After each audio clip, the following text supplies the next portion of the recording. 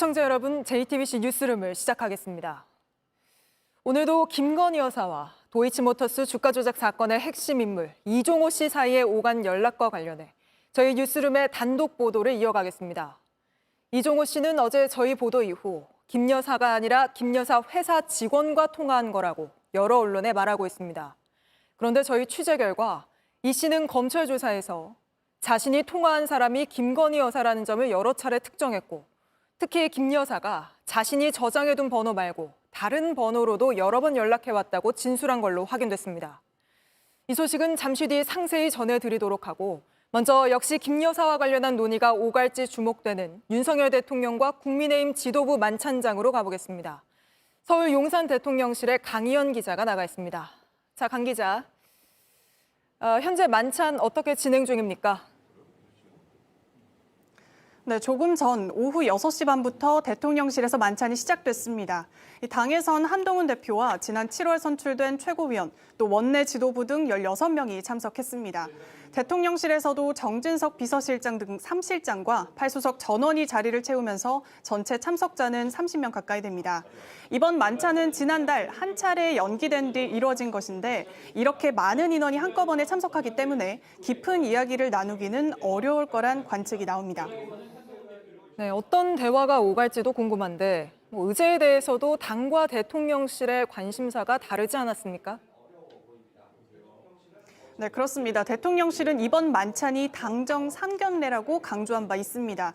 신임 당 지도부를 격려하고 또 체코 순방 성과 등을 공유하는 점에 방점을 찍은 상황인데요. 반면 한동훈 당대표는 여야 의장 협의체를 제안한 만큼 대통령실이 껄끄럽게 생각할 수 있는 의대 증원 유예와 또 김건희 여사 문제 등에 대해서도 논의할 수 있지 않냐는 입장인 걸로 알려졌습니다. 양측이 생각하는 오늘 만찬의 성격이 달랐던 셈인데, 실제 만찬 테이블에서 민감한 주제들이 논의된다면 당정 갈등이 더 악화될 수도 있다는 전망이 나옵니다. 한동훈 대표가 독대도 요청했잖아요. 근데 결국 오늘 이루어지지 않는 거죠? 네, 그렇습니다. 윤 대통령의 체코 순방 중에 한 대표가 독대를 요청한 사실이 언론을 통해서 알려지자 대통령실은 독대는 별도로 협의할 사안이라면서 곧바로 거부를 했는데요.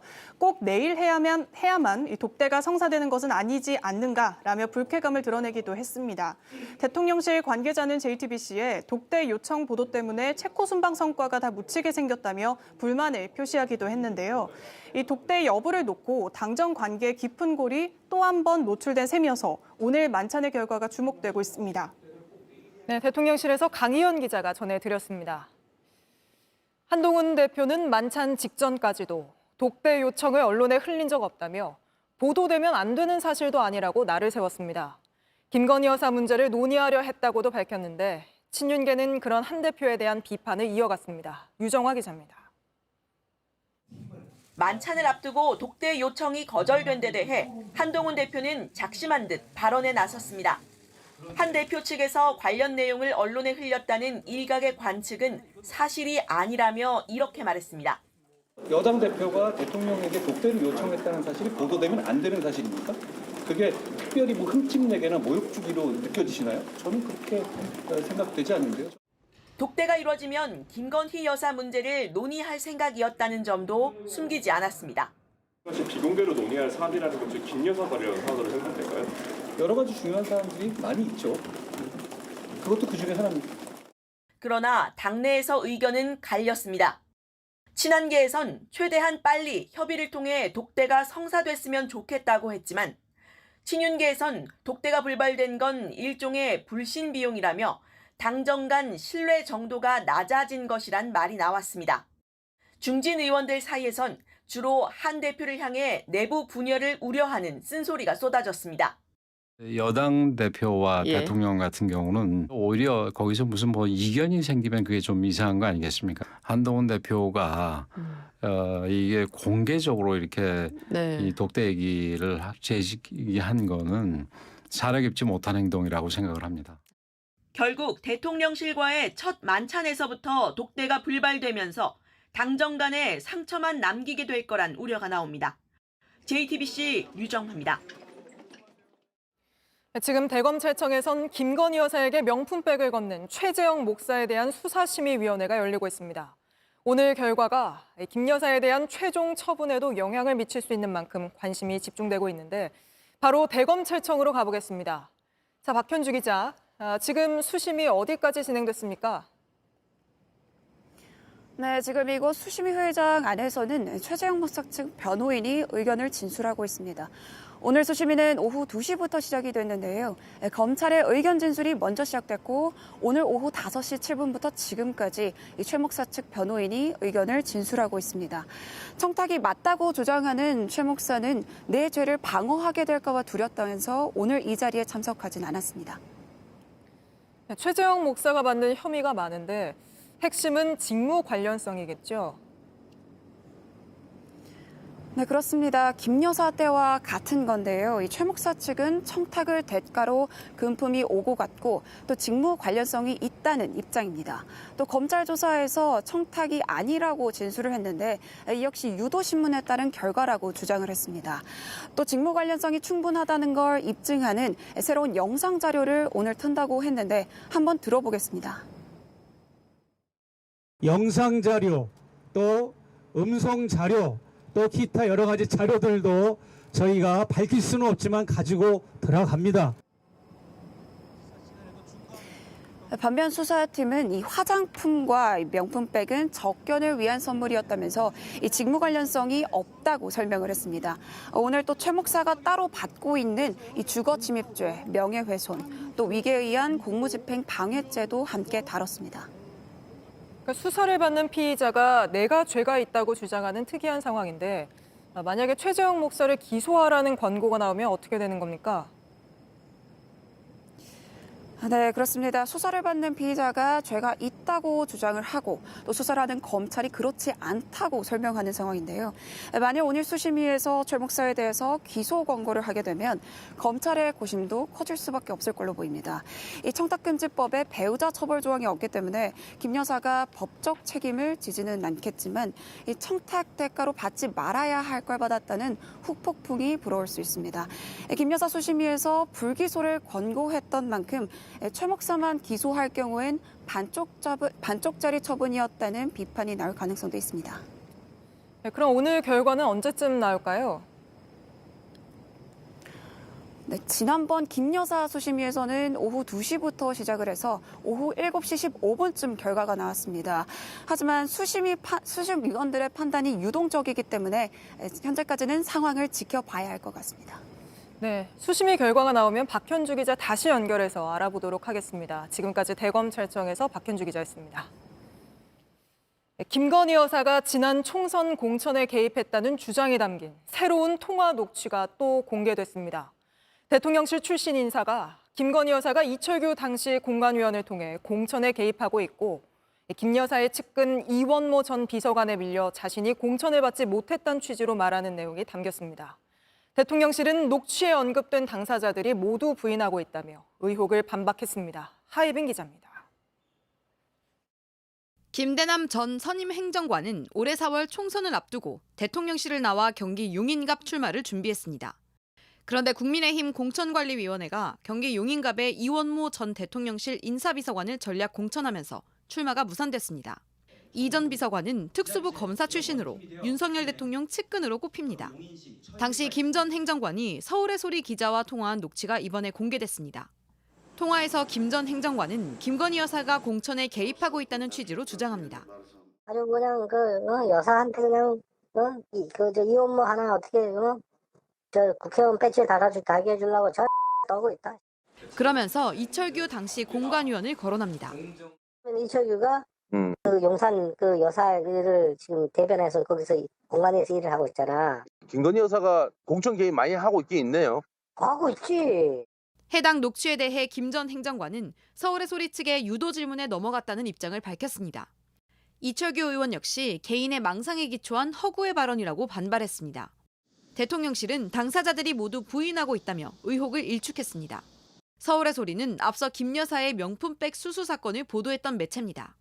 이 때문에 대통령실 출신 인사가 왜 서울의 소리 기자와 이런 대화를 나누었는지를 두고 궁금증이 커지고 있습니다. JTBC 하혜빈입니다. 김건희 여사 공천 개입 의혹의 핵심 인물 명태균 씨가 김영선 전 의원으로부터 세비 절반을 받기로 약속하고 실제 돈을 받은 정황이 담긴 녹취가 공개됐습니다. 1억 원 가까운 돈이 전달됐다는 의혹이 제기됐는데 저희 JTBC가 김영선 전 의원의 해명을 직접 들어봤습니다. 김필중 기자입니다. 뉴스토마토는 김영선 전 국민의힘 의원이 2022년 보궐선거에 당선되고서 2달 뒤에 회계 책임자 A씨와 통화한 녹취를 공개했습니다. 녹취에서 A씨는 김 전 의원에게 명씨가 세비의 절반을 요구했다는 취지로 말합니다. 명씨는 김건희 여사와 소통하며 김 전 의원 공천에 개입하려 했다는 의혹을 받고 있습니다. 내가 아니라 아까 명본부장님께서 의원이라고 말씀이 됐다고 이번 달 그 급여 반 답하다라 하셨고 명씨가 A씨에게 받을 돈을 직접 언급하는 녹취도 공개됐습니다. 근데 내가 딱 약속한 건 딱 2분의 1이야. 네. 예, 딱 입금 딱 계산해갖고. 뉴스토마토는 실제로 명씨에게 김 전 의원 세비의 절반에 달하는 9,600여만 원이 전달됐다고 보도했습니다. 김 전 의원은 JTBC에 보궐선거 당시 회계 책임자에게 빌린 돈을 당선 이후에 갚은 거라며 의혹을 부인했습니다. 세비를 약속한 적도 명씨에게 돈을 준 적도 없다는 겁니다. 지금 이 여자가 2년 동안 7억 2천을 나를 위해서 썼다는 거야. 내가 그 걔한테 채무 갚는 걸 분명하게 하기 위해서 걔 통장으로 넣었어. 하지만 법조계에선 정치자금법 위반 소지가 있다는 지적이 나옵니다. 선거비용 등 정치자금을 남에게 빌려서 받고 이후 지출을 한다면 선관위에 신고된 계좌를 통해야 한다는 겁니다. 검찰은 이와 관련해 돈이 오간 경위와 대가성 여부 등을 따져보고 있습니다. JTBC 김필준입니다. 네, 지금부터는 예고해드린 대로 도이치모터스 주가 조작 사건과 관련해 저희가 단독 취재한 내용 보도해드리겠습니다. 검찰 수사가 본격 시작되자 김건희 여사와 이종호 씨가 일주일 사이 36차례 연락했다고 보도해드렸는데 이보다 더 자주 두 사람이 소통하며 수사에 대비했을 의혹이 제기되는 진술을 저희가 확인했습니다. 바로 이종호 씨의 진술인데 이 씨는 김건희 여사가 내가 저장한 번호 말고 다른 번호로도 여러 번 연락했다. 김 여사가 블록들 거래에 대해 반복적으로 물었다고 진술했습니다. 먼저 여도현 기자의 단독 보도입니다. 검찰은 2021년 11월 블랙펄 인베스트 전 대표인 이종호 씨를 불러 김건희 여사와의 연락에 대해 집중적으로 조사했습니다. 통신 내역에서 2020년 9월 23일부터 일주일간 36번, 10월까지 한 달 사이엔 40번이나 두 사람이 통화나 문자를 주고받은 게 나왔기 때문입니다. 검찰이 고발인 조사에 나서는 등 수사가 본격화되던 때입니다. 통신 내역에는 수 발신자로 김건희, 이종호란 이름이 정확하게 적혀 있습니다. 그런데 JTBC 취재 결과 이 씨가 사실 김건희는 내가 저장한 번호 말고 다른 번호로도 연락이 왔던 적이 여러 번 있었다고 진술한 것으로 확인됐습니다. 통신 내역에 나타난 것 외에 더 많은 연락을 주고받았을 것으로 보이는 대목입니다. 이 씨는 또 김 여사가 토로스 증권 계좌와 블록딜을 반복적으로 언급했고 블록딜에 대해선 불법이냐고 물었다는 취지로 진술한 것으로 파악됐습니다. 토로스 증권 계좌는 법원이 주가 조작에 사용됐다고 인정한 김 여사의 계좌입니다. 블록딜은 주식 시세에 영향을 주지 않기 위해 장외에서 매수자와 매도자가 거래하는 걸 말합니다. 이 거래가 법원이 공소시효가 남아있다고 인정한 2차 주가 조작 시기에 있었는데 재판부는 시세 조종과 무관한 정상적인 블록딜로 보기 어렵다고 밝힌 바 있습니다. 이에 따라 검찰 수사가 시작되자 김 여사가 주가 조작의 핵심 인물인 이 씨와 소통하며 수사에 대비했을 가능성도 있습니다. JTBC 여도현입니다. 이종호 씨는 어제 저희 JTBC의 보도 이후 김건희 여사와 직접 통화한 게 아니라 코바나 콘텐츠 직원과 한 것이고 검찰에도 그렇게 진술했다고 주장하고 있습니다. 하지만 이 씨가 사실대로 진술했다고 서명한 검찰 진술 내용은 전혀 다릅니다. 검찰은 김건희 여사를 특정해서 통화 경위를 물었고 이 씨도 자신과 연락을 주고받은 사람이 김건희 여사라는 점을 분명히 진술했습니다. 이어서 연지환 기자의 단독 보도입니다. 주가 조작의 핵심 인물인 이종호 전 블랙펄 인베스트 대표는 김건희 여사와의 연락에 대해 김 여사의 직원과 통화한 것이라고 JTBC에 말했습니다. 언론에도 입장문을 내 김 여사가 아닌 코바나 콘텐츠 직원과 통화한 것이고 검찰에도 이 내용 외에 진술한 게 없다고 했습니다. 하지만 JTBC가 확인한 2021년 11월 이 씨의 검찰 진술은 다릅니다. 검찰은 2020년 9월 23일부터 김건희와 많은 통화를 한 이유가 무엇이냐며 김 여사를 특정해 물었습니다. 이 씨는 김건희 여사가 자신의 토로스 증권 계좌 내역을 뽑아달라고 해 직접 해야 한다고 말해줬다거나 김건희 여사가 자료를 봐달라며 팩스로 보내줬다고도 진술했습니다. 연락을 주고받은 사람이 김 여사라는 걸 분명히 한 겁니다. 김 여사 측이라거나 김 여사의 직원, 코바나 컨텐츠 직원이라는 표현은 나오지 않았습니다. 이 씨는 검찰 조사를 마친 뒤 사실대로 진술했다며 조서에 서명한 것으로 알려졌습니다. JTBC 연지환입니다. 대통령실은 이와 관련해 아직까지 아무런 입장도 내놓지 않고 있는데 김건희 여사가 주가 조작 핵심 인물과 연락을 주고받은 통신 내역과 또 무슨 대화를 나눴는지에 대한 진술 내용이 확인되면서 답해야 할 내용은 점점 많아지고 있습니다. 법조팀 조혜연 기자와 자세한 내용 스튜디오에서 좀 더 짚어보겠습니다. 자, 조 기자. 이종호 씨가 어제 저희 보도 이후 김 여사가 아니라 김 여사 쪽 직원과 통화한 거다 이렇게 해명을 하고 있는데 이건 이종호 씨가 검찰에서 한 진술과 반대되는 거 아닙니까? 네, 이 씨는 검찰 질문에 김건희 여사를 직접 언급하면서 답을 했습니다. 10번 정도 김건희 여사 이름을 언급한 걸로 확인됐고요. 김건희 여사의 직원 등과 같은 표현은 이 씨도 검찰도 쓰지 않았습니다. 그리고 이 씨는 이 내용을 확인한 뒤에 직접 서명하고 날인을 한 것으로도 알려졌습니다. 그 서명 날인이라는 게 내가 한 이 진술 내용이 사실이다라는 걸 인정하는 서명 날인이잖아요. 네, 맞습니다. 네, 이종호 씨의 진술에 따르면 그 연락을 주고받은 횟수도 그러면 저희가 일주일에 36차례, 한 달 사이 40차례라고 했는데 그것보다 더 많을 수 있는 거 아닙니까? 네, 저희가 입수한 통신 기록을 보면요. 전화를 받은 수신자 또는 전화를 건 발신자 모두 김건희 여사로 특정이 돼 있고 여기에 적힌 김 여사의 휴대전화 번호는 모두 같습니다. 이 번호로 2020년 9월 일주일 사이 36번, 10월까지 넓히면 모두 40번 연락을 주고받은 걸로 보이는 기록이 나온 겁니다. 그런데 이 씨가 자신이 김건희 여사라고 저장한 번호 말고도 다른 번호로도 여러 번 연락이 왔다고 진술했기 때문에 연락이 더 있을 수 있는 겁니다. 네, 그리고 이종호 씨와 김건희 여사가 연락을 주고받으면서 어떤 대화가 오갔는지 그 일부 내용도 저희가 보도를 해드렸는데 그러니까 이종호 씨 진술에 따르면 김건희 여사가 블록딜 거래에 대해 반복적으로 물었다는 거잖아요. 그 거래가 어떤 의미가 있는 건지도 짚어보죠.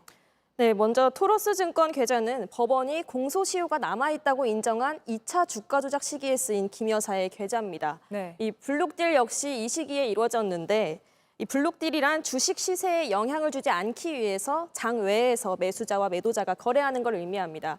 이 블록딜과 관련해선 김 여사가 직접 주식을 너무 싸게 팔았다면서 주가 조작의 일당에게 항의했다는 것이 알려지기도 했습니다. 이 재판부는 시세 조종과 상관없는 정상적인 걸로 보기는 어렵다 이렇게 판단했는데요. 검찰 수사가 본격화되던 때 이런 것들을 놓고 이 씨와 소통했다는 건 김 여사도 법적 문제가 될 가능성이 있다는 걸 우려한 게 아닌지 밝혀져야 할 걸로 보입니다. 네, 그러니까 김 여사가 집중적으로 물어본 토로스 증권 계좌나 블록딜 모두 2차 주가 조작 시기 때 일이잖아요. 근데 그동안 나온 해명은 1차 시기에 대한 것만 있는 것 아닙니까? 네, 맞습니다. 실제로 지난 대선 때 윤석열 당시 국민의힘 대선 후보는 이 넉 달쯤 주식 거래를 맡겼는데 계속 손해만 봐서 이 손실을 본 게 전부다 이렇게 해명을 했었습니다. 네. 1차 시기에 대해서만 해명을 했던 건데요. 2차 시기에 대해선 그동안 뚜렷한 해명이 없었습니다. 최근 검찰이 도이치모터스 주가 조작 사건 재판 과정에서 제출한 자료에 따르면 김 여사 측은 2차 시기엔 일부 이익을 보기도 한 것으로 알려졌습니다. 그러니까 저희가 보도해드린 통신 내역도 그렇고 2차 시기에 대한 해명도 그렇고 김 여사가 해명해야 할 게 늘고 있는 거 아닙니까? 네, 토로스 증권 계좌가 2차 주가 조작 시기에 동원이 됐고 또 이 블록딜도 정상적이지 않다는 게 법원의 판단입니다. 네. 특히 검찰 수사가 시작되자 이 부분을 이 씨에게 확인했기 때문에 궁금증이 더 커진 것도 사실인데요. 왜 유독 김 여사가 이걸 놓고 이 씨와 소통을 했는지 또 그 결과가 뭔지도 김 여사가 답을 해야 하는 대목입니다. 결국 김건희 여사의 입장이 나와야 할 것 같은데 아직 나온 건 없는 거죠? 네, 이 씨가 어제 저희 보도 이후에 통신 내역 그리고 검찰 진술과도 다른 해명을 하고 있기 때문에 김 여사의 해명이 더욱 필요해 보입니다. 하지만 아직 대통령실에선 별다른 입장이 나온 게 따로 없습니다. 내일도 저희 후속 보도가 이어집니까? 네, 주가 조작 의혹 사건과 관련해서 저희 법조팀은 계속 취재를 하고 있습니다. 그리고 내일도 후속 보도를 이어갈 계획입니다. 네, 내일 또 대통령실에서 입장이 오면 그것도 포함해서 전달하도록 하겠습니다. 오늘은 여기까지 짚어보죠. 조혜연 기자였습니다. 네, 다음 소식입니다. 축구 대표팀 감독 선임 논란으로 팬들의 공분을 샀던 정몽규 축구협회장이 오늘 국회에 출석했습니다. 정 회장은 공정하게 감독을 선임했다고 주장하며 네 번째 연임 가능성도 열어놨습니다. 그러나 여야 의원들은 축구협회 운영이 동네 개모임보다 못하다며 정 회장을 질타했습니다. 먼저 조소희 기자입니다. 개모임이나 동아리 모임도 들어가고 나갈 때는 그 정관에서 위배되면 상당한 책임을 묻고 국회에선 축구대표팀 감독 선임을 두고 대한축구협회가 올바른 과정을 이행했느냐를 두고 집중 질의가 이어졌습니다. 지난 7월 홍명보 감독을 발표하기 직전 축구협회 내부에서 정혜성 전력강화위원장이 돌연 사퇴를 하고 이임생 기술이사가 그 자리를 맡게 된 것부터가 축구협회 규정을 어긴 것이라고 지적했습니다. 이임생에게 11차 임시회의에서 위임을 합니다. 자격이 없는 거죠. 외국인 지도자와 홍명보 감독까지 최종 후보 3명에 대해 공평한 면담의 기회가 있었는지도 물었습니다. 이임생 기술이사는 거의 밤 11시에 자택 앞에 있는 카페에 찾아가서 그렇게 특혜로 보이는 이런 면접을 해도 되는 것입니까? 이임생 기술이사가 전력강화위를 대표해 홍명보 감독을 최종 결정하는 과정에 대한 명쾌한 설명은 나오지 않았습니다. 정몽규 회장은 감독 선임 과정에서 음모를 꾸민 적도 실상을 감춘 것도 없다고 말했습니다. 마음대로 임명한 적은 없고요. 절차에 따라서 공정하게 했다고 생각하고. 축구협회장으로서 네 번째 연임 도전 여부에 대해 정 회장은 앞으로 심사숙고해 결정하겠다며 여러 가능성을 열어놨습니다. 오늘 문체위에선 책임질 줄 모르는 축구협회를 향한 쓴소리가 이어졌습니다. 많은 사람들이 그게 정당했냐라고 공정했냐고 얘기했는데 그래서 공정했다라고 얘기하니까 저는 사실 개인적으로 납득이 잘 안 됩니다. JTBC 조수입니다. 오늘 국회엔 논란의 중심에 서 있는 홍명보 축구 대표팀 감독도 출석했습니다. 홍 감독 역시 선임 과정에 불공정이나 특혜는 없었다고 주장했고 한국 축구의 마지막 봉사를 하기 위해서 마음을 바꿔 감독직을 맡게 된 것이라 했습니다. 이어서 이승환 기자입니다. 대표팀 감독 선임 과정의 논란으로 홍명보 감독은 데뷔 전부터 홈팬들의 야유를 들어야 했습니다. 결국 대표팀 감독으로 국회에 출석까지 해야 했습니다. 이 자리에선 감독이 되는 과정에서 공정했느냐는 질문이 쏟아졌습니다. 저는 뭔가 저한테 불공정하다거나 아니면은 특혜가 있다거나라고 생각하지는 않고. 홍 감독은 오히려 대표팀 감독직을 맡고 싶지 않았다고 했습니다. 2014년 브라질 월드컵 당시 조별리그에서 탈락한 경험이 40년 축구 인생 중 가장 힘든 시간이었기에 대표팀 사령탑을 다시 맡는 건 쉽지 않은 결정이었던 겁니다. 그럼에도 마음을 바꾼 이유도 설명했습니다. 한국 축구의 지금 어려운 점을 외면하기도 참 어려웠습니다. 국가대표팀에 마지막에 봉사를 한번 하고. 감독 최종 후보 3명 중에 갑자기 홍명보 감독으로 급선회한 배경에 대한 논란은 여전한 가운데 홍 감독은 정면 돌파 의지도 비쳤습니다. 팀의 감독으로서 이 팀을 책임지고 더 좋은 팀으로 성장시키는 게 저의 임무라고 저는 생각하고 있습니다. 문화체육관광부는 다음 달 2일 대한축구협회에 대한 감사 결과를 발표합니다. 유인촌 문체부 장관은 잘못된 점은 분명히 지적하고 감독의 거취 문제는 축구협회가 그 이후에 결정해야 될 것이라고 말했습니다. JTBC 이승환입니다. 오늘 국회에선 축구뿐 아니라 배드민턴도 도마에 올랐습니다. 강제로 써야 했던 후원사 신발 때문에 이렇게 안세영 선수의 발에 물집이 가득 잡힌 사진이 공개되기도 했는데 배드민턴 협회장은 뒤늦게 관련 규정을 바꾸겠다고 했습니다. 오선민 기자입니다. 안세영은 파리올림픽에서 금메달을 딴 뒤 감춰뒀던 마음속 이야기를 꺼냈습니다. 저희 협회는 모든 걸 다 맡고 있는 것 같다는 생각도 들고. 대표팀의 소홀한 선수 관리, 배드민턴 협회의 부당한 대표 선수 처우에 대한 쓴소리였는데 그중엔 강제로 신어야 했던 신발 문제도 있었습니다. 국제대회에선 협회가 계약한 후원사의 신발을 무조건 신어야 했는데 안세영의 발바닥은 상처투성이가 되곤 했습니다. 저게 언제적 일이에요? 훈련 과정이나 또 대회 과정에서 자주 나왔었죠. 자주 나오는 거죠. 안세영은 경기력에 직결되는 신발만이라도 규제를 풀어달라 요청했지만 그간 협회는 이를 받아들이지 않았습니다.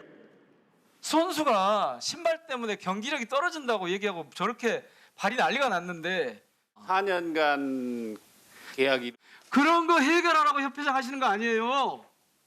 협회장 그만두세요. 지금이라도. 스폰서 계약의 조항 때문이라고 밝혔지만 문체부의 조사 결과 이런 조항은 협회에서 먼저 제안한 것으로 밝혀졌습니다. 정작 선수는 후원사로부터 보너스 등 정당한 보상을 제대로 받지 못했지만 회장 주도로 셔틀콕 등 1억 5천만 원의 물품을 받은 정황도 알려졌습니다. 안세영의 상처난 발 사진이 공개되자 김 회장은 대표 선수들에게 후원사 물품 사용을 강제하는 규정을 개정하겠다고 약속했습니다. JTBC 오선민입니다. 독립기념관이 지난해 일본 관동 대지진 조선인 학살 100주기를 맞아서 국내 전시회를 준비했다가 국가보훈부 압박으로 취소했다는 소식 앞서 전해드렸습니다. 그런데 비슷한 시기에 일본 현지에서 계획했던 특별전도 보훈부 압박 때문에 독립기념관이 참여하지 못했다는 증언이 나왔습니다. 김한수 기자가 취재했습니다.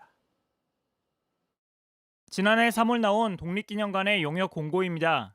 일본에서 관동 대학살의 진상에 대한 특별전을 연다고 했습니다. 그런데 9월에 열린 특별전 안내 책자에는 공동 주최기관인 제1한인역사자료관 이름만 써 있습니다. 함께 주최한 독립기념관은 빠진 겁니다. 독립기념관에 물었더니 당시 일본과 우호적 관계와 일본 구구단체 움직임을 감안했다고 밝혔습니다. 예산이 이미 집행된 행사였던 점을 고려했을 때 독립기념관이 독단적으로 취소를 결정했다는 데 의문이 듭니다. 당시 준비를 했던 독립기념관 관계자들의 말은 달랐습니다. 한 고위 관계자는 보훈부에서 한국뿐 아니라 일본에서 계획돼 있던 특별전도 취소하라는 압박을 받았다고 털어놨습니다. 또 다른 관계자는 공동 주최라 취소를 못하겠다고 하자 독립기념관 이름이라도 빼라는 취지의 요구도 받았다고 했습니다. 보훈부는 독립기념관 이름을 빼라는 요구는 없었다면서도 관동대학살은 독립기념관의 사업 본질과 맞지 않다고 설명했습니다. 하지만 박근혜 정부 때 관동대학살 90주기 학술회의는 독립기념관 주최로 열렸습니다. 또 독립기념관은 지난 10년 동안 관련 학술회의만 5번, 연구 발표회 2번, 논문 5건을 발표했습니다. 독립기념관 사업 본질과 맞지 않는다는 보훈부의 해명이 석연치 않은 이유입니다. JTBC 김한수입니다. 필리핀 가사관리사 가운데 2명이 출근 2주 만에 무달 이탈한 가운데 추가 이탈이 이어질 수 있다는 우려가 나오고 있습니다. 이 때문에 서울시가 뒤늦게 가사관리사들과 만났는데 이들은 임금이나 일하는 방식 등을 놓고 불만이 상당했습니다. 이은진 기자입니다. 열흘 전 숙소를 떠난 필리핀 가사관리사 2명은 오늘도 돌아오지 않았습니다.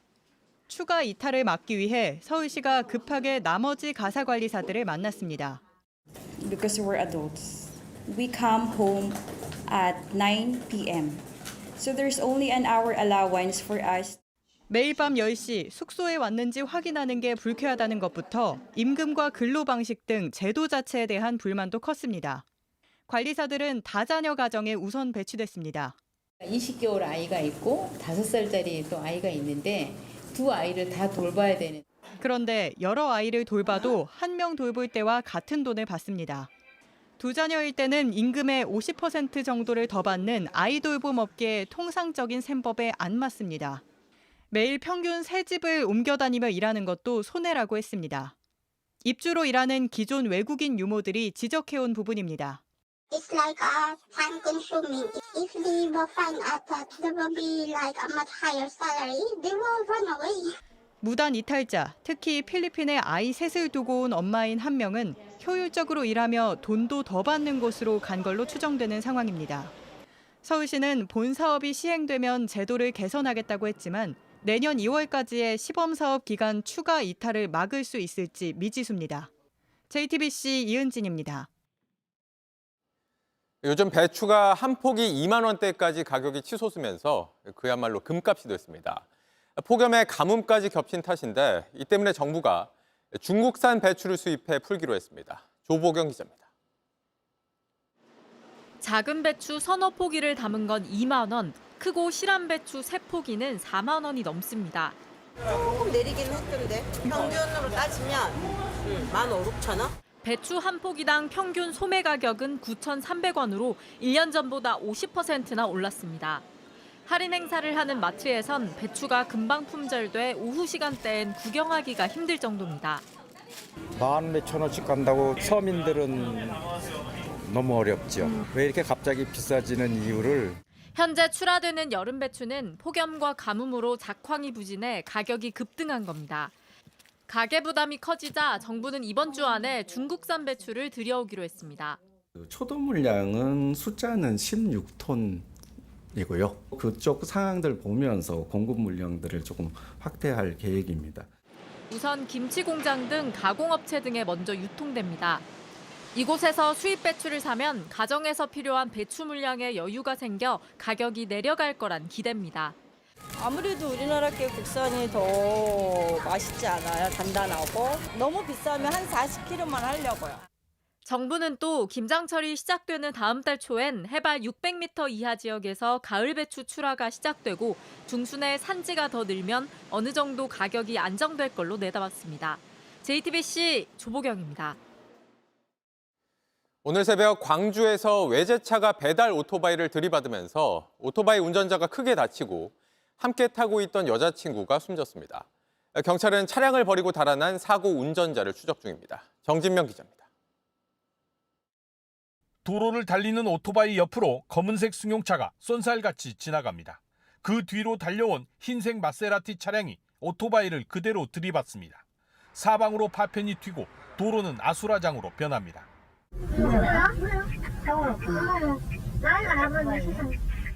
오늘 새벽 3시쯤 광주 화정동의 한 도로에서 마세라티가 앞서가던 오토바이를 덮쳤습니다. 우글우글우글 하다가 그 벼락 치면 딱 소리가 나잖아. 그 소리가 났어. 그랬는데 나와서 본 게 사이칸 어디로 가고 있고. 뒤에서 들이받친 오토바이는 사고 충격에 이곳까지 100m를 튕겨져 나왔는데요. 형체를 알아보기 힘들 정도로 부서졌습니다. 오토바이 뒷좌석에 타고 있던 20대 여성이 숨졌고 남자친구인 오토바이 운전자도 크게 다쳤습니다. 배달 일을 마친 뒤 함께 퇴근하던 길이었습니다. 사고 후 500여 미터를 달아난 마세라티 운전자는 차를 버리고 그대로 달아났습니다. 핸드폰 번호를 특정을 했는데 이 번호가 1년간 통화 기록이 없어요. 지금 이제 다른 루트로 확인해보고 있는 거죠. 경찰은 도주한 운전자를 쫓는 한편 사고 직전 현장을 지나간 검은색 차량이 사고와 관련이 있는지도 조사할 예정입니다. JTBC 정진명입니다. 인천의 한 요양원에서 60대 여성이 요양보호사들로부터 지속적으로 학대를 당했다는 의혹이 불거져 경찰이 조사에 나섰습니다. 요양보호사들 허락 없이 TV 채널을 돌렸다는 이유만으로 폭행을 당하기도 했다는 게 피해자 주장입니다. 오원석 기자가 취재했습니다. 한 여성이 고개 숙인 노인에게 삿대질을 합니다. 노인의 팔을 거칠게 잡아 일으키고 어디론가 끌고 갑니다. 방에 딸린 화장실에 밀어넣으며 뒤통수를 때리고 또 때립니다. 다른 여성은 화장실 문을 슬쩍 닫습니다. 채널 돌렸다고 그러다가 너 같은 경우는 선생님들 우습게 봐서 그랬다고 그러잖아요. 허리장물에 고쳐놔야 된다고. 지난 3월 인천 강화군의 한 요양원에서 벌어진 일입니다. 선생님이 자퇴장이니까요. 저는 그냥 때려서 그냥 맞았어요. 일상적인 손찌검은 CCTV에 그대로 찍혔습니다. 모로 누운 노인을 발로 밀고 머리채를 잡아 주저앉히려 합니다. 질질 끌어 화장실 바닥에 눕히더니 몸이 아니라 옷을 쭉 잡아당겨 일으킵니다. 아들은 지난 4월 어깨 멍자국을 보고서야 학대 사실을 알았다고 합니다. 매일매일 가서 요즘에도 뭐 자다가도 그렇고 중간에 그것도 깨고 제가. 아들은 요양보호사 9명과 요양원 원장 등을 고소했습니다. 피해자인 이들, 그 뒤 오히려 협박을 당하고 있다고 주장했습니다. 너 사람 하나 죽이는 거 그래서 니네 엄마가 요양원에서 그렇게 당한 거 아니야. 난 니네 엄마 자체를 싫어해. 요양원 측도 일방 주장이라는 입장입니다. 지금 얼마나 우리가 피해가 많은지 몰라요. 무조건 일방적으로 폭행이라고 합니까? 경찰은 CCTV를 확보해 다른 피해자가 있었는지 등도 조사하고 있습니다. JTBC 오원석입니다. 예술 작품에 투자하면 매년 몇 % 수익을 보장한다는 식의 새로운 재테크 방식, 아트테크란 게 최근 등장했습니다. 그런데 이걸 악용해서 있지도 않은 미술 작품을 팔겠다고 속여 900억 원 넘는 투자금을 뜯어낸 일당이 적발됐습니다. 심가은 기자입니다. 경기도의 한 미술품 수장고입니다. 거의 비어 있습니다. 미술품 재테크를 말하는 아트테크 업체가 운영하던 곳입니다. 그런데 경찰이 이 업체가 사기를 벌인 사실을 확인하고 이곳을 압수수색했습니다. 업체는 미술 작품을 사서 자신들이 운영하는 갤러리에 빌려주면 작품 가격의 1%를 매달 주겠다고 홍보했습니다. 미술품을 다시 팔면 원금을 그대로 돌려받을 수 있다고도 했습니다. 하지만 업체는 작품 사진만 작가들에게 받은 뒤 피해자들에게 마치 진짜 미술품이 있는 것처럼 보여주고 돈을 받아냈습니다. 이 갤러리는 그림 크기를 조작하거나 이런 허위 문서로 가치를 부풀려서 그림 한 점을 최대 2억 8천만 원에 팔았습니다. 매달 전시회 수익 등으로 주겠다던 돈은 다른 피해자에게 받아낸 돈으로 돌려막았습니다. 미술품, 전시, 렌탈, PPL 등을 통한 수익 활동은 전혀 없었고 모집한 피해 금원은 총책 비의 개인 사업 자금, 피해자들의 수당 및 명품 소비 등으로 대부분 사용하였으며 이렇게 4년 동안 1,110명에게 905억 원을 뜯어냈습니다. 경찰은 갤러리 대표 등 3명을 구속하고 범행에 가담한 직원 11명 등 14명을 검찰에 넘겼습니다. JTBC 심가은입니다. 9명이 숨진 서울시청역 역주행 참사 당시 인도에는 울타리가 설치돼 있었지만 사고를 막기엔 역부족이었습니다. 이걸 계기로 서울시가 8톤 트럭이 돌진해도 버틸 수 있는 울타리를 사고 위험 지역에 설치하기로 했습니다. 신지인 기자입니다. 인도를 향해 빠른 속도로 돌진한 차는 그대로 시민들을 덮칩니다. 68세 운전자는 방향을 착각해 역주행했고 브레이크 대신 가속 페달을 밟았습니다. 울타리도 연석도 막지 못했고 시민 9명이 숨졌습니다. 시청역 사고 지점에는 이렇게 기존 울타리보다 강화된 방호 울타리가 생겼습니다. 역주행 방지 표지판도 늘었습니다.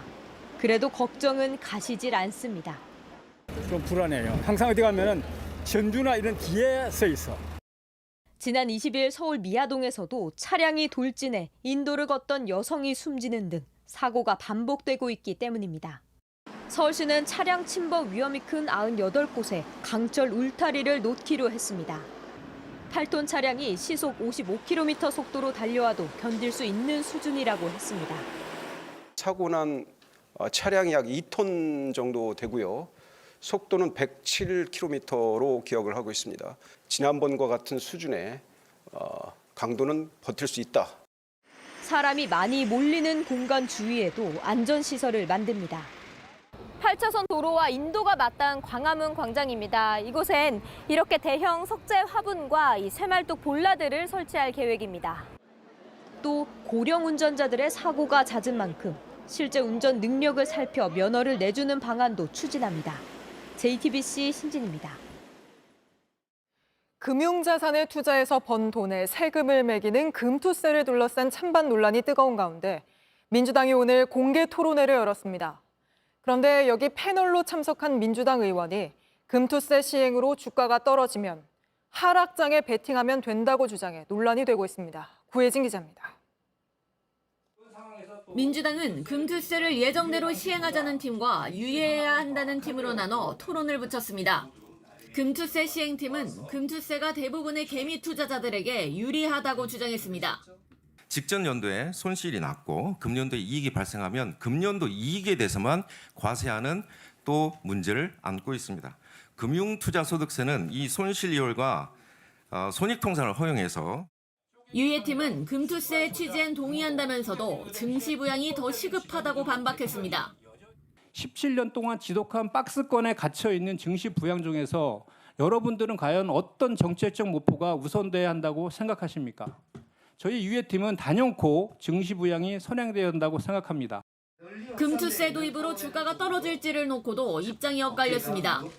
시행팀은 전 세계 금투세 도입으로 주가가 하락한 사례는 없다고 했고, 유예팀은 투자자들이 해외 시장으로 이탈해 증시 하락이 우려된다고 말했습니다. 오늘 토론회는 유튜브로도 생중계됐습니다. 그런데 토론 도중에 국내 시장이 하락하면 수익을 볼 수 있는 인버스 투자를 권유하는 듯한 발언이 나와 파장이 커졌습니다. 그렇게 우하향 된다고 그 신념처럼 이렇게 가지고 계시면 인버스 투자하시면 되지 않습니까? 선물 풋 잡으시면 되지 않습니까? 국민의힘 한동훈 대표는 더불어민주당은 대한민국의 인버스, 즉 하락에 투자하자는 것이냐며 즉각 비판했습니다. 온라인에서는 민주당의 당명을 더블로 인버스당으로 고치자거나 나라를 팔아넘긴 친일파 이완용과 같다며 패러디하는 글들이 따랐습니다. JTBC 구희진입니다. 이런 금투세 논란의 중심에는 저평가돼도 너무 저평가된 우리 증시가 있습니다. 증시 부양의 또 다른 수단으로 밸류업 프로그램을 추진하고 있는 정부가 오늘은 밸류업 지수라는 걸 만들고 상장사 100곳을 선정해 편입했습니다. 이 밸류업 지수가 증시에 변화를 가져올지 공다솜 기자가 전해드립니다. 정부가 오늘 밸류업 지수를 구성하는 기업 100곳을 확정했습니다. 밸류업 지수는 정부가 추진하는 밸류업 프로그램의 핵심 수단으로 오는 30일부터 공식 도입됩니다. 삼성전자, 현대차 등 국내 대표 기업을 비롯해 사전에 밸류업 공시에 나섰던 금융회사 등이 다수 포함됐습니다. 시총이 400위 안에 드는 기업 가운데 2년 연속 주주 환원에 나섰거나 저평가 정도를 보여주는 주가 순자산 비율, PBR이 상위 50% 안에 드는 곳이 대상입니다. 2년 연속 적자 기업은 제외되고 자본 효율성도 따집니다.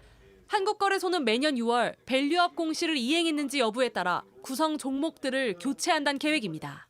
2026년 6월부터는 공시를 한 기업만을 대상으로 선정을 하는 것을 현재로는 예정을 하고 있습니다. 공시를 하지 않은 기업은 밸류업 지수에 포함되기는 현실적으로 어렵지 않겠나.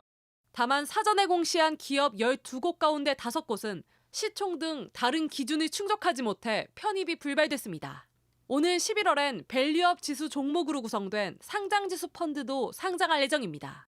다만 세제 등 뚜렷한 유인책이 없다면 기업들의 자발적 참여를 이끌어내기 어려울 거란 지적도 나옵니다. 삼성전자가 밸류업을 한다는 보장이 전혀 없어요. 성장성을 어떻게 반영하는지도 모르겠고 밸류업의 가장 중요한 개념이 빠져 있는데 지수가 무슨 의미가 있는지. 월스트리트 저널은 한국은 일본 시장 개혁을 따라하는데 한계가 있다는 제목의 칼럼에서 삼성과 현대 같은 재벌 기업이 주가가 오르는 것을 막고 있다고 지적했습니다.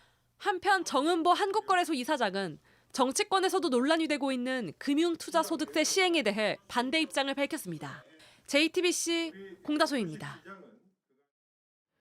고려아연을 둘러싼 경영권 싸움이 갈수록 가열되고 있습니다. 오늘 처음 기자회견에 나선 고려아연 관계자들은 사모펀드인 MBK 파트너스와 손잡은 영풍 측이 약탈적 행위를 하고 있다고 날을 세웠습니다. 다만 구체적인 방어 전략을 밝히진 않았는데 MBK가 제시한 공개 매수 가격이 올라갈지도 관심입니다. 정혜성 기자입니다. 기자회견에 나선 고려아연 기술진들은 영풍과 사모펀드 MBK 파트너스의 경영권 인수 시도가 약탈 행위라고 반발했습니다. MBK 파트너스라는 투기 자본이 중국 자본을 등에 업고 우리 고려아연을 집어삼키려 하고 있습니다. 우리나라의 미래는 안중에도 없습니다. 오직 돈뿐입니다. MBK의 이번 공개 매수 펀드 약정액 중 중국계 자본은 약 5%입니다. 또 영풍의 석포 재련소가 유해 폐기물을 고려아연에 떠넘기면서 갈등이 시작됐다고도 했습니다. 매년 고려아연으로부터 막대한 배당금을 받아 고려아연 주식 매입에만 집중할 뿐 영풍 석포 재련소를 정상화하기 위한 노력과 투자에는 관심이 없습니다. 오늘은 대양 공개 매수 등 경영권 방어 전략에 대해선 밝히지 않았습니다. 최윤범 회장 취임 이후 재무 상황이 급격히 나빠졌다는 MBK 측 문제 제기에 대해서도 구체적인 해명은 없었습니다. 매년 이 회사가 8천억가량 현금을 벌어들입니다. 그 현금이 어디 갔습니까? 회사의 귀한 현금을 본업과 아무 관련이 없는 데 쓴 거죠. 부동산 기업, 엔터테인먼트 기업. 다만 지난해 SM 엔터테인먼트 주가 조작 의혹 당시 고려아연 자금이 투입됐다는 지적에 대해선 단순한 재무적 투자라고 언급했습니다. 이날 고려아연 측 회견에 대해 MBK 측은 곧바로 입장을 내고 중국 매각설 등은 근거 없는 억측이라고 반박했습니다. 앞으로 관건은 오는 26일까지 공개 매수 가격을 올릴지 여부입니다. MBK 측은 주당 66만 원의 공개 매수를 선언했지만 현재 고려아연 주가가 70만 원 수준으로 올라 있어 인수가 성사되려면 가격 인상이 불가피합니다. JTBC 정혜성입니다. 중대재해처벌법 시행 2년 8개월 만에 업체 대표 2명이 처음으로 구속 상태로 재판에 넘겨졌습니다. 검찰은 석 달 전 23명이 목숨을 잃은 화성 아리셀 화재와 관련해 업체 박순관 대표를 구속 기소했고 1997년 이후 노동자 15명이 숨진 영풍 석포재련소 박영민 대표 역시 구속 상태로 재판에 넘겼습니다. 검찰은 이들이 극도의 안전 불감증에 빠져 경영자로서 책임을 소홀히 했다고 밝혔습니다.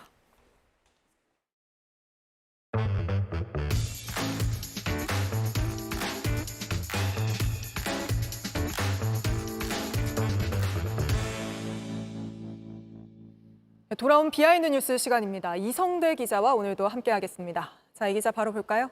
네, 첫 번째 이슈 보겠습니다.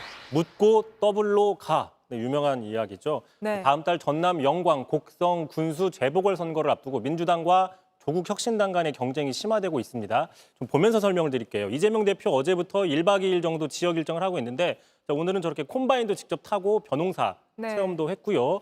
자, 조국 대표 같은 경우에도 지금 거의 상주하다시피 하는데 오늘은 읍내에서 아침 출근 인사를 했습니다. 마치 본인의 선거를 치르듯이 저렇게 하고 있습니다.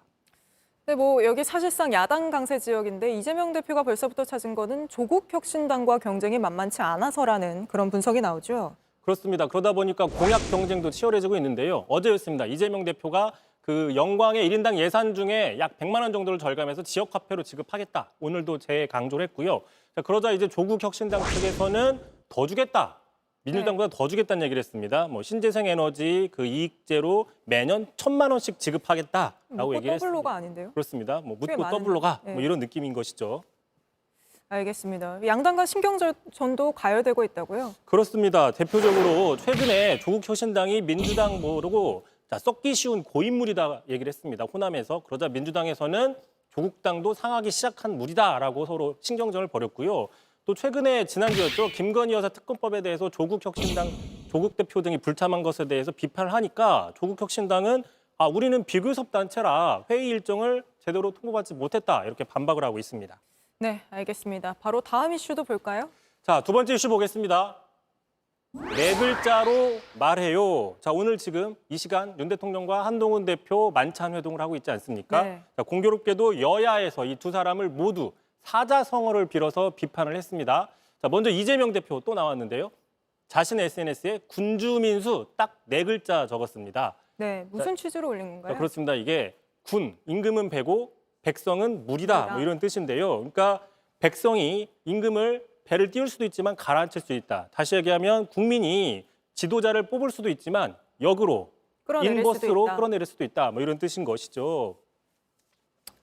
이게 사실 2016년에 올해 사자성어 이런 걸로 뽑히지 않았었습니까? 그렇습니다. 이 사자성어 지난 2016년 박근혜 전 대통령 탄핵 당시 촛불 민심을 반영했다라고 해서 상당히 화제가 됐는데 이때부터 뭔가 탄핵을 내포한 의미로 해석이 되고 있는데 이재명 대표 발언 한번 들어보겠습니다. 군주 민수라 했습니다.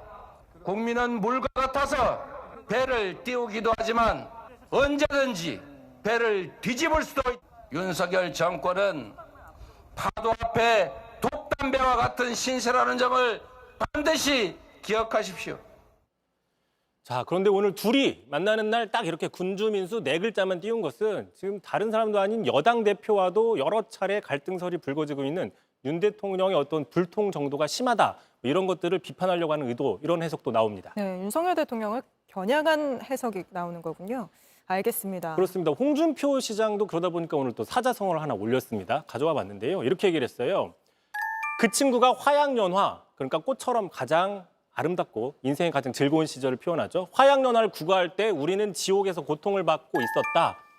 나는 그런 친구는 도저히 수용할 수 없다라고 적었는데 여기서 예전에도 올렸던 글 그렇습니다. 여기서 얘기하는 그 친구는 정말 친구가 아니라 한동훈 대표를 네. 가리키는데 말씀하신 것처럼 홍준표 시장이 한동훈 대표를 비판할 때 여러 차례 화양연화라는 사자성어를 빌어서 얘기를 했습니다. 왜 그러냐? 한동훈 대표가 바로 이 발언을 예전에 했기 때문인데 그 발언 때문에 한 대표는 보수의 적자가 아니다라고 공격을 하는 겁니다. 그 발언 직접 들어보시죠. 제 인생의 검사의 화양연화는 문재인 정권 초반기의 어떤 그 수사들일 겁니다. 그 당시에 저를 굉장히 응원해 주셨고 열렬히 지지해 주셨던 걸 기억합니다. 저는 그때와 지금 달라지는 게 없습니다. 근데 저 때는 뭐 윤석열 대통령도 같이 수사한 거 아닙니까? 그렇죠. 알겠습니다. 오늘 뭐 만찬 직전까지도 뭐 여당에서 친윤계 중심으로는 한동훈 대표에 대한 비판이 나오던데 오늘 만찬 분위기 어땠는지 상당히 궁금합니다. 내일 또 짚어보죠. 여기까지 들어보겠습니다. 이성대 기자였습니다.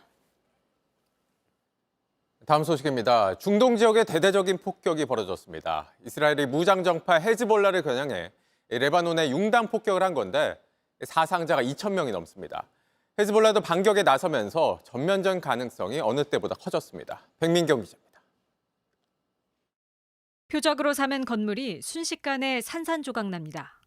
파편이 하늘 높이 튀어오르고 일대가 순식간에 불길에 휩싸입니다. 이스라엘이 현지 시간 23일 레바논 남부에 있는 헤즈볼라 시설 1000여 곳을 타격했다며 공개한 영상입니다. 레바논 보건부는 이 공습으로 어린이 35명과 여성 58명을 포함해 492명이 숨지고 1645명이 다쳤다고 밝혔습니다. 인명피해가 크지만 이스라엘은 공격을 멈추지 않겠다는 입장입니다. Hezbollah hides long-range rockets with range of hundreds of kilometers inside the attic of a house. Under this attic, a family lives and serves as a human shield for Hezbollah. 헤즈볼라를 제거하기 위해서 민간인 피해는 감수해야 한다는 겁니다. 헤즈볼라 측은 밤새 로켓으로 대응 사격에 나섰습니다. 이 중 일부는 격추됐지만 일부는 이스라엘 내에 떨어지면서 부상자가 나오기도 했습니다. 이스라엘도 레바논 남부에 대한 공습을 이어갔습니다. 전쟁을 치른 2006년 이후 18년 만에 대대적인 지상전이 벌어질 가능성도 커지고 있습니다. 헤즈볼라 측은 보복을 위해 무한 전투를 감행하겠다고 밝혔고 이스라엘군 역시 모든 군사적 가능성에 맞설 준비가 돼 있다고 맞받았습니다.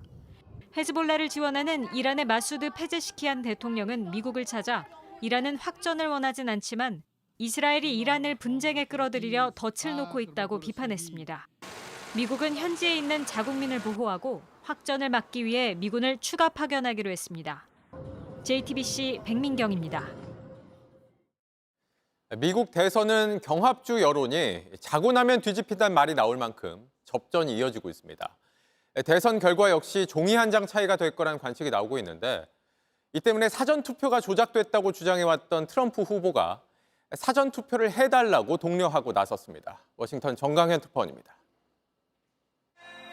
핵심 경합주 펜실베이니아를 찾은 트럼프 공화당 후보는 선거 전략을 한마디로 정리했습니다. If we win Pennsylvania, we win the whole thing. It's very simple. 그만큼 경합주는 결정적인 승부처입니다. 하지만 여론은 하룻밤 사이에도 뒤집힐 정도로 초박빙입니다. 오늘 공개된 여론조사 결과에선 트럼프가 남부 경합주 3곳에서 오차범위 내 박빙 우세였지만 하루 전날 발표된 또 다른 조사에선 해리스가 전국 지지율은 물론 경합주 평균치에서도 오차범위 내에서 앞서는 것으로 나타났습니다. 조사 기관마다 서로 엇갈린 결과를 낼 정도로 주요 경합주 여론은 출렁이고 있습니다. 해리스, 트럼프 두 후보는 40여일 남은 선거 캠페인을 경합주 7곳에 집중 투입한다는 계획입니다. 트럼프 후보는 사전투표 조작설을 주장하면서도 경합주에서만큼은 사전투표를 직접 독려하기도 했습니다. You know that, right? Now we have this stupid stuff where you can vote 45 days early. We have to win Pennsylvania. Go out and make a plan to vote early, vote absentee. 이런 가운데 해리스 민주당 후보는 2차 TV 토론을 거듭 압박하면서 견제에 나섰습니다.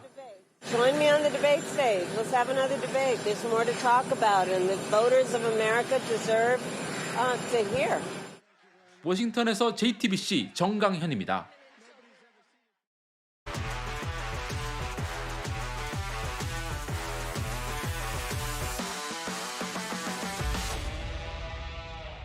스포츠였습니다. 한 경기에서 득점 1개씩을 해내고 있죠. 40홈런 40도루에 도전 중인 기아 김도영 선수는 오늘도 득점 2개를 추가하면서 출발했습니다. 43년 프로야구 역사에서 최다 득점 신기록이 하루가 멀다 하고 바뀌고 있는데요. 그 끝은 과연 어디까지일까요? 정수아 기자가 보도합니다. 일찌감치 가을 야구에 초대받은 1위와 2위의 맞대결인데도 관중의 열기는 식을 줄 모릅니다. 멈출 줄 모르는 김도영 때문입니다. 첫 타석부터 가운데 담장을 넘긴 시즌 38번째 홈런으로 이범호 감독의 꽃다발을 건네받으면서 덕아웃에 들어섰습니다. 이 홈런으로 홈을 밟은 순간 한 시즌 최다 득점 기록을 갈아치웠습니다. 역대 최다를 기록한 서건창의 135득점을 넘어선 건 10년 만입니다. 김도영은 잘 치기만 하는 게 아닙니다. 어떻게든 출루하고 한 베이스 더 나아가면서 결국엔 득점을 만들어냅니다. 볼넷으로 걸어나가고 곧바로 2루를 훔쳐 시즌 40번째 도루를 채운 뒤에도 윤도현의 후속타에서 득점 공식을 썼습니다. 안타를 때리고선 아쉬운 듯한 표정이었을 때도 이후 박찬호의 2루타 때 1루에서 홈까지 내달렸습니다. 이날 하루에만 득점 3개를 더해 138득점을 올렸습니다. 오늘도 1번 타자로 나선 김도영은 1회 말 첫 타석부터 안타를 쳤고 득점을 하나 더 보탰습니다. 다음 타석에서도 또 안타로 출루해서 홈을 밟았습니다. 그렇게 한 시즌 140득점 고지를 찍었습니다. 하루가 멀다 하고 바뀌는 야구 역사. 40홈런 40도루에도 바싹 다가선 21살 김도영의 야구는 국내 타자 누구도 가보지 못한 길을 향해 도전을 이어갑니다. JTBC 정수아입니다. 그라운드 컨디션이 원정 경기가 좋다라는 게 홈에서 할 때만큼은 좀 많이 개선이 됐으면 좋겠어요. 손흥민 선수도 상암 서울 월드컵 경기장의 장비 상태에 아쉬움을 토로했었죠. 결국 다음 달 예정된 이라크와의 월드컵 3차 예선 경기를 상암 대신 용인에서 치르게 됐습니다. 지난 주말 아이유의 대형 콘서트가 서울 월드컵 경기장에서 열리면서 잔디 상태에 대한 걱정은 더 커졌는데요. 이후에 축구협회가 실사에 나섰습니다. 그 결과 이미 잔디의 상태가 콘서트와는 상관없이 A매치를 치르기에는 무리가 따른다는 결론을 냈습니다. 대체 경기장으로는 현재 수원 삼성이 홈 경기장으로 사용하는 용인 미르 스타디움으로 결정됐습니다.